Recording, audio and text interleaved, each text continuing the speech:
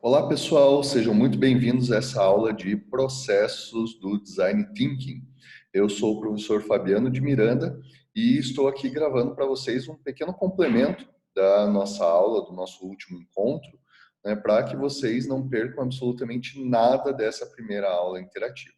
Então, sem mais delongas, já vou compartilhar com vocês os slides, só para a gente retomar aqui da onde a gente parou. Então, pessoal, só recapitulando, né, o que nós estávamos vendo no nosso último encontro, vocês tiveram ali esse primeiro slide lá de introdução, né, falando o que nós veremos nessa aula. Então, a gente já tinha falado sobre definição de design thinking, a gente falou sobre problemas complexos e design centrado no ser humano, e a gente estava mais ou menos parado por aqui, né, entre problemas complexos e principalmente a parte de design centrado no ser humano e modelos de design thinking consagrados. Então, pessoal, passando diretamente para esse tópico, né, que foi o tópico que a gente parou lá atrás, problemas complexos e design centrado no ser humano.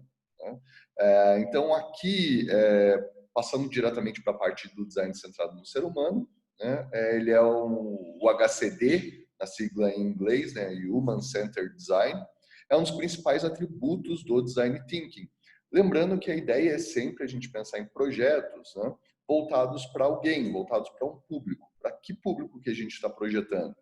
Esse público vai ser ali o ser humano, né, que vai ser o foco desse design centrado nessa pessoa. Então, a gente precisa sempre pensar no nosso público. Né?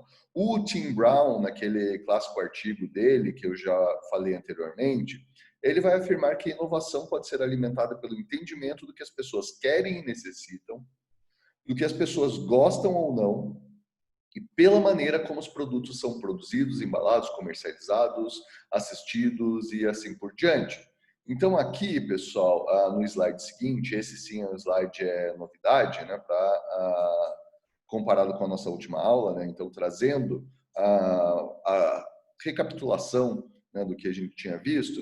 Quando a gente fala em design centrado no ser humano, a gente tem três lentes de HCD da IDEO.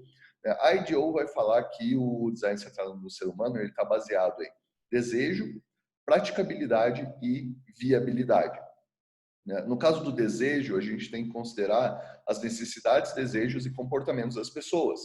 No caso da praticabilidade, a gente tem que considerar questões técnicas e organizacionais com relação ao projeto que a gente está desenvolvendo. Então, não adianta nada, as pessoas querem ter um carro voador. A gente não vai ter um carro voador agora, né? Então, ou vai ser algo difícil da gente conseguir desenvolver. Né? Então, questões de tecnologias envolvidas, né? Isso também tem a ver com a questão da viabilidade, né? E a viabilidade também tem a ver com questões financeiras. Né? Então, é possível desenvolver financeiramente, do ponto de vista do desenvolvimento tecnológico, desenvolvimento humano. É desejável, né, que a companhia desenvolva um carro voador? Sim, não, talvez. Então, devem ser consideradas essas três bases ali para o design centrado no ser humano. O principal dele, o principal fundamento ali seria a questão relacionada com as pessoas, né? A parte do desejo. Mas a gente precisa também, para que esses desejos sejam colocados em prática, né, considerar também os outros dois aspectos. E aí, pessoal, entrando na questão de modelos de design thinking, Timmel vai falar que os modelos apresentam um processo dividido em estágios para facilitar o planejamento das atividades e descrevem as fases do processo criativo de soluções de problemas. Vocês já viram, provavelmente, as metodologias de design, né? Então, vocês conhecem as metodologias clássicas de design, né? Vocês conhecem, né, o passo a passo, né, aquela ideia de levantar um problema, de buscar soluções para esse problema, achar uma solução que seja interessante, refinar essa solução e implementar essa solução. Então, esse passo a passo, esse 1, 2, 3, 4 ali, esse procedimento que vai ser seguido, também aparece no Design Thinking. Né? E no Design Thinking, aqui, esse passo a passo, esses modelos, eles vão apresentar vários estágios, assim como os modelos clássicos de design. Né? Então, Uma característica própria do Design Thinking seria que esses modelos que são aplicados, eles tendem a ser iterativos. O que é um sistema iterativo? Não confundir com um sistema interativo, né, que propicia a interação. No caso de sistema iterativo, é que esse passo a passo, essas etapas, elas não necessariamente acontecem bonitinhas, assim, uma após a outra, né? Então, às vezes, algumas delas se confundem, às vezes a gente precisa ir para uma etapa seguinte e retornar na etapa anterior para coletar mais informações, para aprender mais sobre o processo, né? Então, não necessariamente é um processo estritamente linear. A gente precisa retornar, às vezes aprender em etapas anteriores, daí sim a gente pode ir para etapas mais avançadas, às vezes a gente pula etapas ou realiza elas depois, né? Então, o que é importante aqui, né, é que esse processo iterativo, esse sistema iterativo, as fases tendem a se sobrepor normalmente. Aqui a gente tem alguns modelos, e daí eu não trouxe todos os que tem na rota para vocês, né? Esse daqui é o mais clássico, talvez, que é o da IDEO, que o professor Renato comenta com vocês lá na rota, né, nos vídeos, que vai ser dividido em 3 momentos principais, né? O da inspiração, o da ideação e o da implementação. E tem aquela ideia do pensamento divergente e pensamento convergente, né? Então, no momento que eu preciso abrir a minha cabeça, abrir as minhas ideias, né, ali a gente tem o nosso pensamento divergente, né? Então, o pensamento está voando, né, e indo, se expandindo. Quando a gente tem o pensamento convergente, quer dizer que a gente precisa afunilar, né? Afunilar as nossas ideias para tentar chegar numa solução única, né? Ou pelo menos num conjunto único de soluções ali. Então a gente precisa convergir, né? Todo aquele pensamento que estava voando, né? Aquelas pirações que nós temos às vezes como designer, né? Então a gente precisa em algum momento, opa, não, peraí, a gente vai seguir por aqui, por esse caminho e vai afunilar e vai convergir. Aí tem os momentos de pensamento divergente e pensamento convergente, né, em todo o processo de design. E não seria diferente, né, como é aqui do processo de design thinking. A gente vai ter aqui no modelo da D-School que tem algumas etapas que são similares ao modelo da IDEO, né, aquela ideia de empatizar ou de estabelecer empatia com o nosso público, definir, idear, prototipar e testar. Então, esse também é um modelo super clássico aqui, quando a gente fala em processos de design thinking. A gente vai ter também esse modelo proposto pela Litka e o Gilvey, que aqui o que é importante, pessoal, é algumas das técnicas e aquelas perguntas que são utilizadas ali na parte de baixo dos slides. Então, vocês têm aquelas perguntas e daí esse processo todo ele é guiado, né, a partir dessas perguntas, e para cada uma dessas perguntas, para cada um desses momentos do projeto, a gente vai ter algumas ferramentas que a gente pode utilizar. Por exemplo, né, ali na fase mais inicial, a gente tem ali a pergunta: o que é? Dentro dessa pergunta, a gente pode utilizar o mapeamento da jornada, análise da cadeia de valor, mapeamento mental e assim por diante. Ali na pergunta seguinte, EC, a gente pode utilizar brainstorming, desenvolvimento conceitual e assim por diante. Então, esse modelo ele é bacana porque ele apresenta algumas dessas ferramentas que podem ser utilizadas dentro do Design Thinking. E um dos modelos que é super clássico, esse sim, ele é muito utilizado, né, pelo pessoal do design, inclusive já foi objeto de questão do ENAD, tá, pessoal? Aquela provinha que é feita para avaliar cursos no Brasil, né, então, ou Provona, é uma grande prova, né, ela normalmente demora um dia inteiro para ser realizada.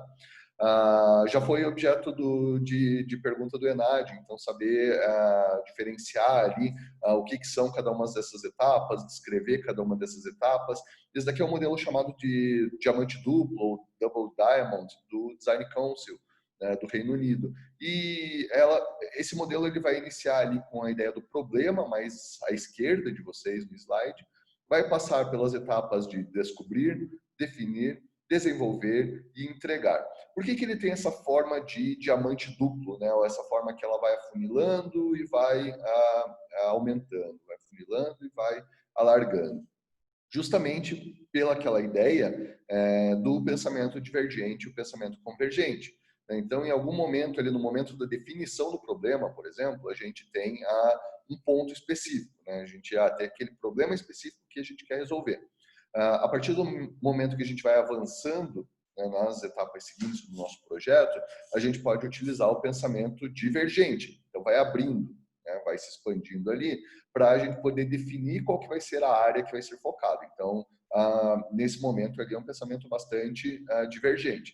O pensamento convergente ele retorna até chegar no centro ali do modelinho, quando a gente vai ter uma definição propriamente dita do problema, ou uma redefinição do problema, e um resumo do projeto. O que vai ser o projeto exatamente? Então, é algo super objetivo, é algo que precisa ir direto no ponto. Né? Então, um pensamento ali convergente. E, de novo, isso acontece ali, o pensamento divergente, quando a gente vai desenvolver soluções potenciais até chegar na solução, no conjunto de soluções, que, de novo, é algo convergente. Então, é assim que funciona esse modelo do Design Council. E aí, cada um desses modelos, pessoal, a gente pode aplicar algumas ferramentas e técnicas, né, do Design Thinking. Algumas pessoas associam diretamente como ferramentas e técnicas, ou com relação até ao próprio Design Thinking, os post-its. Né? Os post-its, eles não são necessariamente uma ferramenta, uma técnica em si. É a mesma coisa que eu falar, por exemplo, então, uma ferramenta, uma técnica para eu resolver problemas é a folha de papel e uma caneta.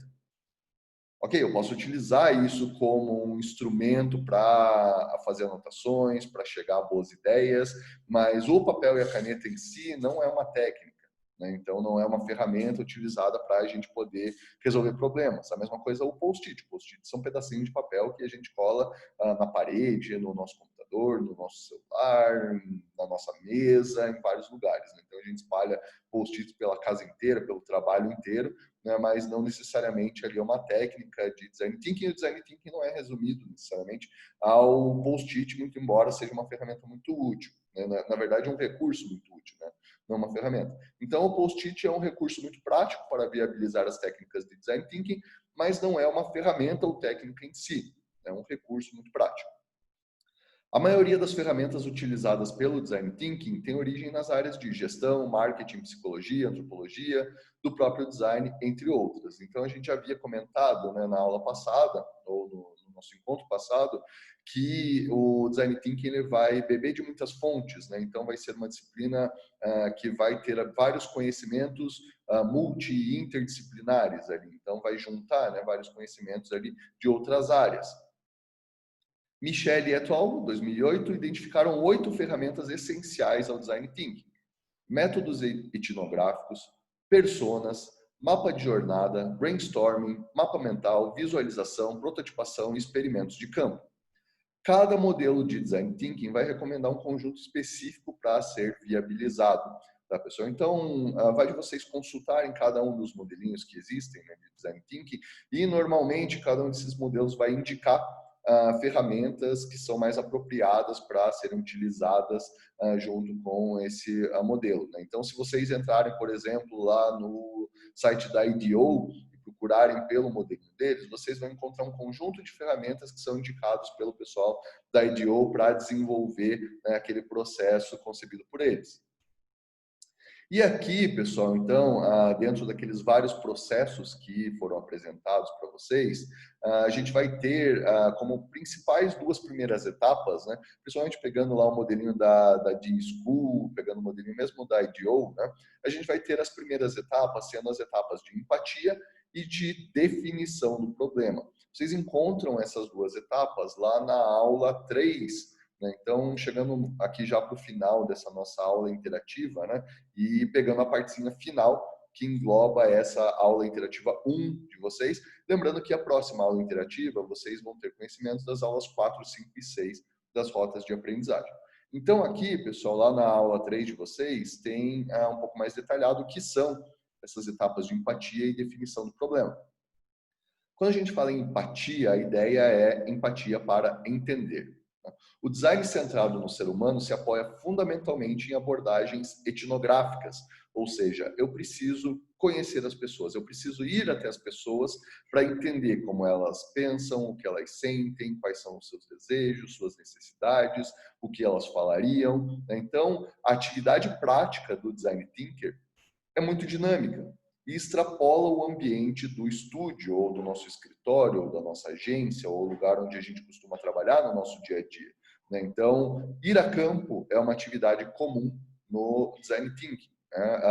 Aqui, ir a campo, tá, pessoal, não necessariamente eu preciso fazer essas consultas presencialmente, mas eu preciso ter, de alguma forma, contato com o meu público. Né? Nesses tempos de pandemia, especialmente, isso é muito importante. Né? Por exemplo, como que eu vou entrevistar o meu público? Bom, eu posso realizar videochamadas, eu posso fazer isso perfeitamente pela internet. Né? Então, de repente, a tecnologia pode nos ajudar nesse momento, né, para que a gente possa, ainda assim, entrar em contato com o nosso público. E para estabelecer a empatia, a ideia é conhecer e entender os clientes ou usuários dentro do seu contexto. Né? Então, que a gente possa fazer perguntas ou possa utilizar até outras técnicas, outras ferramentas, para que a gente possa entender um pouquinho mais quem são essas pessoas. Aqui tem um diagramazinho que vocês veem lá também na rota de aprendizagem de vocês, que para estabelecer a empatia, a ideia é que a gente veja o mundo do outro, que a gente aprecie o outro como ser humano, o outro ou a outra, né? Entender os seus sentimentos e comunicar sua compreensão. Então, essa é a ideia aqui, ou as ideias, né, que giram em torno do conceito de empatia. Então, tem algumas técnicas, né? Por exemplo, o que essa pessoa diria, o que essa pessoa veria, o que essa pessoa sentiria em determinados momentos, em determinados contextos. Então, para a gente aplicar essas técnicas, né, há inúmeras técnicas para desenvolver a empatia, bem como para situar o nosso problema. A empatia, ela pode ser, na verdade, a etapa de empatia, né, a gente pode utilizar ali técnicas como, por exemplo, a entrevista, que eu já havia citado, a ideia dos 5 porquês, que pode ser inclusive combinada com a técnica de entrevista. Então, eu vou entrevistar a pessoa e vou emendar, né, a cada resposta da pessoa. Por quê? Por quê? Por quê? Por quê? Por quê? Então, para tentar fazer com que a pessoa se solte um pouco mais, para que a pessoa fale um pouco mais sobre seus desejos, sobre os seus anseios e assim por diante. A gente pode utilizar a técnica do shadowing, né, que é a técnica do sombreamento, seguir a pessoa como se fosse um sombra. Então, a gente olhar a pessoa, observar, fazer as nossas anotações no contexto da pessoa utilizando o nosso produto ou desempenhando o nosso serviço, né, utilizando o nosso serviço. Tem a técnica Um Dia na Vida, que tem a ver também com a técnica do shadowing, e tem a ideia dos extreme users, né, que normalmente quando a gente vai testar nessas técnicas, vai aplicar essas técnicas com alguém, a gente escolhe pessoas da média do nosso público, né, dos nossos usuários. Os extreme users às vezes são interessantes para a gente ver pessoas que estão muito avançadas ou têm problemas para poder compreender o nosso produto ou o nosso serviço. Então, por exemplo, alguém que desenvolve softwares, um programador, etc., vai ser um público diferente de uma pessoa que quase nunca mexe com tecnologia se eu estiver desenvolvendo um aplicativo. Né? E daí, se eu for pegar pessoas na média ali só, pode ser que essas pessoas não representem tão bem assim esse público extremo, né? Quanto eu pegar uma pessoa que usa muito a tecnologia no seu dia a dia e uma pessoa, ou, né, posso trabalhar com esses dois públicos, né? Ou uma pessoa que nunca usa tecnologia no seu dia a dia. Então, por isso, às vezes é interessante olhar também para esses extremos e ver que dificuldades, que problemas que essas pessoas vão acabar encontrando também nos nossos processos. E aí, pessoal, também tem a questão da definição do problema. Né? Para definir bem o nosso problema de Design Thinking, lembrando que a gente lida com aquela questão dos wicked problems, né? Dos problemas complexos, a gente pode utilizar ali algumas técnicas, como a técnica da persona, do mapa de jornada, do mapa de empatia, mapa de stakeholders e do ponto de vista. Né? Então, todas essas técnicas daí são bem descritas lá na aula do professor Renato Bertão. Né? Então, leiam direitinho o texto da rota, vejam os vídeos, se precisarem, revejam, que vai ajudar muito vocês nessa questão da aplicação das técnicas, entender um pouquinho mais cada uma delas. Por fim, pessoal, então, para a gente finalizar, né, já terminando aqui esse nosso complemento, a nossa última aula, a gente viu aqui uma breve definição de Design Thinking lá no começo, né, então falamos sobre algumas definições, isso é apresentado na primeira aula do professor Renato Bertão, lá na aula 1 de vocês. Problemas complexos e design centrado no ser humano, né, que é algo que é o foco do Design Thinking. Design Thinking essencialmente vai se preocupar com os wicked problems, né, ou problemas complexos, e com o Human Centered Design, ou design centrado no ser humano. Sempre pensar para quem a gente está projetando, né? Isso é algo muito importante na área de design como um todo. Também demos uma olhadinha ali em modelos de design thinking consagrados, né? Então aqueles processos, aquele passo a passo, a ideia do pensamento convergente, do pensamento divergente, né? O que são cada um deles. Também abordamos bem brevemente técnicas e ferramentas do Design Thinking, algumas técnicas que a gente pode utilizar, ferramentas. Lembrando que post-it não consiste em nem técnica e nem ferramenta, a gente pode utilizar como um recurso para nos auxiliar, mas o Design Thinking não é necessariamente dependente do post-it, tá, pessoal? Então, essa é uma ideia bem geral, assim, né? Meio que um senso comum que acabou, assim, incorporando ali a ideia de design thinking, mas o design thinking não é necessariamente relacionado só ao uso de post-its, né? E também a questão daí das duas primeiras etapas, né, da maioria dos processos ali, que é a etapa de empatia e a etapa de definição do problema. Então, eu comentei rapidamente ali com vocês algumas técnicas, né, ou ferramentas que podem ser utilizadas em cada uma dessas duas etapas. Então, era isso que eu tinha para trazer aqui para vocês, pessoal. Agradeço imensamente o tempo de vocês, a paciência de vocês, né, para acompanharem aqui esse complemento da nossa aula de processos de design thinking. Muito obrigado e até a próxima.